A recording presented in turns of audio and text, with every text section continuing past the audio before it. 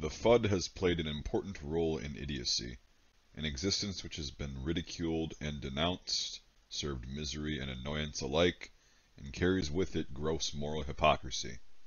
To understand the Fudd is to better understand idiocy. Hey everyone, and welcome to episode 12 of Tales of the Fudd. I am Mike B, and today we've got a couple stories. One is a decently length story, and the other one's kind of a short, sweet, and to the point one, which is kind of funny dealing with people like that. Anyway, so if you don't know what a Fudd is, and you're watching this video, go back to one of the first, I think, 5 or 6 videos, and you can get the definition at the beginning of that in the intro. People got angry and upset that it was too long of an intro, and then if you're watching this video, you should know what a Fudd is, but if you don't, now you know what to do, and then you can come back to this video. But basically, it's a certain type of firearm enthusiast, we'll say. It's got a little bit of a extra chromosome to it, but hey. So we've got, like I said, we've got 2 stories today, and this first one is actually one that I've heard a lot of people get this kind of experience at a public range, which really sucks. But anyway, this is from Random Videos, right? Hi, Mike. Thought you might appreciate the story that happened to me a couple years back. The town I live in has a decent-sized gun club that only residents of that town can attend.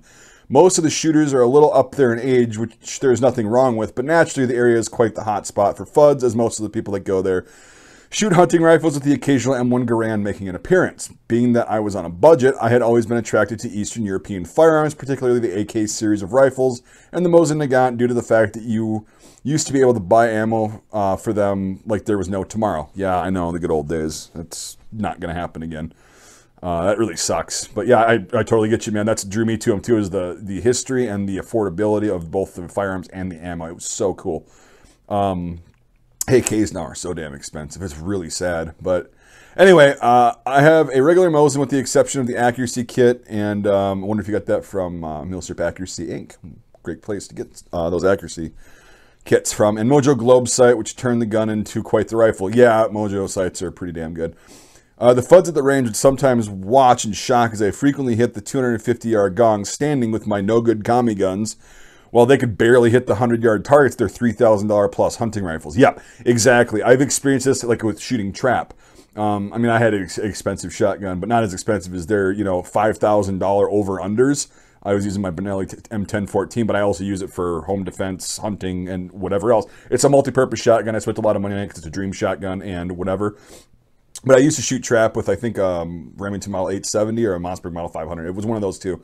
And hey, that worked just fine. And I was hitting just as many targets as these, really expensive $5,000 guns in the hands of a Fudd. But anyway, yeah, so I get what you're saying about the $3,000 plus hunting rifles. I got off track. I got on a tangent. One day I completed a standard shooting session and thought nothing of it. Shortly after I got home, my phone rang with the head range officer furiously yelling at me. Apparently, he thought that I had shot I'm sorry, I lost my spot again. Okay, apparently he thought that I had been shooting okay, that's why it's a little typo there. I had been shooting armor-piercing ammo through all of his steel targets at the range. Shocked, I returned to the range to see that there were indeed a plethora of holes in the steel targets that I had just been shooting at. Apparently they thought that the Tool and Wolf ammo that I had was shooting out of my AK, and Mosin was Russian armor-piercing ammunition. I simply laughed at it, as I doubted even Steel Car 76239 had the velocity to go through 1-inch thick AR-500 steel. No fucking way. I think half-inch will stop that. I mean, it won't even dent it, right? I've shot AR-500 half-inch and 3/8. What the hell? No, 3/8. Yeah, 3/8. Yeah, that's a thinner stuff. Yeah, that stuff, you can shoot it with an AK all day and it'll barely dent it. With even steel core armor piercing shit. It's not armor piercing. Anyway, nevertheless, they were threatening me with revoking my gun club membership and potential legal action for the holes in the targets. Of course, eventually I shot a plate for them with my AK at 100 yards, and it didn't leave so much as a dimple, clearly proving them wrong. Yep. Later, they told me that they had accidentally put up pistol-rated steel on the rifle range and that I wasn't under suspicion anymore. They never apologized, probably out of embarrassment, which I've always been very upset by. Yeah, these people will never admit they're wrong. I've never gotten an apology for the way I've been treated or some, bullshit like that from one of these older gentlemen, we'll say. They'll never admit they're wrong. If I fuck up, I'll say, hey, I'm sorry, that was my bad. Never from these guys. So yeah, that bothers me too. But don't let it get to you too much. You're not alone in that. It doesn't, it's their problem, not yours. I later also found out that I was the only shooter accused of putting holes in the steel that day, even though several other shooters were shooting 300 Win Mag rifles. Yeah, I don't even care if that's lead core shit. If you're shooting that at pistol targets, fuck yeah, 300 Win's going to go through there. Idiots. I also found out that I had always suspected that some shallow Jeez, okay. Let me try this one more time. I had always suspected some shallow animosity towards me due to the fact that I usually shut up on the range officers, as I usually shut up the range officers and other members with guns that they would describe as only fit for a commie peasant. Hope you see this story. Feels good to get off my chest. I'm enjoying the series so far. Cheers from Ohio. Cheers! Yeah, so I know I kind of went off on some tangents in the middle of the story, but overall, that does not surprise me one bit. If you're the odd guy out, you're going to get blamed, and these idiots don't have any clue what they're talking about mostly. And yeah, so their fuck up caused you to, sweat spinal fluid for getting threatened to be, revoking your membership in the legal action. It's like, what the hell is the point of that? Why didn't they just say, hey,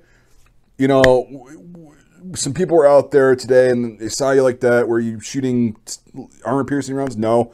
Okay, well, here's what happened. Would you mind coming out? And that would be more of a way to do that. But these guys, they as we've said in other videos, they do not have any communication skills whatsoever. They're just assholes. They're so stupid when it comes to that. So anyway, gotcha. Cool story. Decided to throw that in here because it's actually got a pretty good moral to it. As long as you know you're in the right, you can probably get out of it. And if you went out there and clearly proved them wrong. So I'm glad that worked out that way in your favor. Sorry you have to deal with that shit. God, I wish everybody could own private land and have their own private range, but it's just not the fact. Anyway, short one is Rick. He said, this happened several years ago in a gun store. Boomer Fudd was ranting about how milsurps are stupid and immoral. He ended his rant with, if somebody killed their neighbor with a hammer, do you want that too? I replied, how much for your hammer? The look of shock and disgust was great, and he changed the subject to something rational. Yeah, so here's the thing, is this kind of correlates with one of my stupid gun miss videos too, is most surplus rifles are shot at targets, and they sit in a weapons rack, or they're just carried around for the duration of a conflict. Very few, percentage-wise, very few rifles or pistols or anything like that actually ever see combat, much less, are used to kill somebody. That whole weird thing is, it's immoral. Yeah, again, it's not. I know people who do want to buy guns because they have probably killed people, and that's kind of fucked up. It's your fetish. I don't like it. I don't agree with it. I think it's wrong. But again, who am I? If you want to think whatever you want about your things to get your rocks off, go for it. I don't like that shit. I don't buy military surplus firearms because, it might have killed somebody. I buy it because it's like, okay, I can actually go out and fire this thing and understand what a soldier at that time would have been experiencing and what the accuracy is, how the different rounds perform, how the different actions perform. It's just fun. It's just cool to have that and then be able to teach people about the history of these things. Good God, it's not all of them. A lot of them weren't even fired outside of, the basic qualification every year for a lot of militaries.